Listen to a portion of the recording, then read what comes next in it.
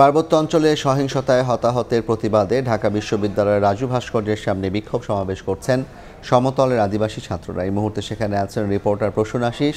সরাসরি যাচ্ছি তার কাছে। প্রসূন, দেখুন,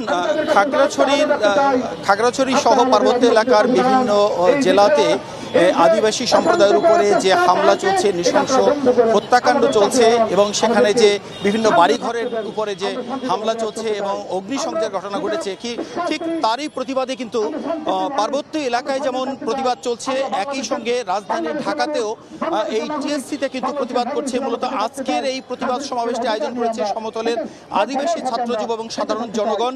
এই ব্যানারে প্রায় গত 2 ঘন্টা ধরেই তারা পাহাড়ের বিভিন্ন ছাত্র সম্প্রদায়ের যে সংগঠনগুলো আছে তাদের মধ্য থেকে এবং আদিবাসীদের বিভিন্ন সংগঠন, যুব সম্প্রদায়ের বিভিন্ন সংগঠন, তারা কিন্তু এখানে সমবেত হয়েছে এবং এখানে তাদের নেতৃবৃন্দ যেমন একই সঙ্গে বক্তব্য রাখছে, একই সঙ্গে দেশের বিভিন্ন রাজনৈতিক সংগঠনের পক্ষ থেকেও কিন্তু এখানে সংহতি জানিয়েছেন, যাতে আদিবাসীদের উপরে যে হামলা চলছে, যে হত্যা এবং অগ্নিসংযোগের ঘটনা ঘটছে, তার প্রতিবাদেই তারা কথা বলছেন এবং খুব শিগগিরই যাতে এই সমস্যার সমাধান হয়।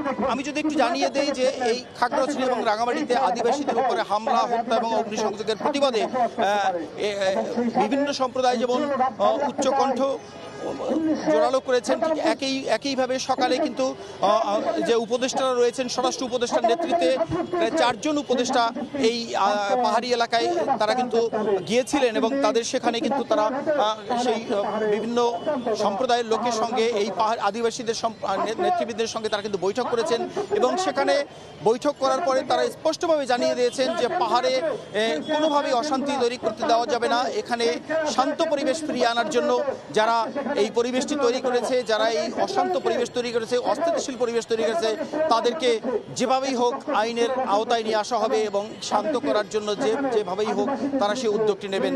এটি স্বরাষ্ট্র উপদেষ্টা জানিয়েছেন, এলজেড উপদেষ্টা জানিয়েছেন। মূলত এই সমাবেশটি এখন টিএসসিতে চলছে। আমরা এখান থেকেই তাদের প্রতিবাদ সমাবেশের সার্বিক তথ্যগুলো তুলে ধরলাম। এরপরে যদি আরও কোনো তথ্য থাকে সেটি আমরা জানিয়ে দিতে পারবো। সরাসরি যুক্ত ছিলাম ঢাকা বিশ্ববিদ্যালয়ের রাজু ভাস্কর্য প্রাঙ্গণ থেকে।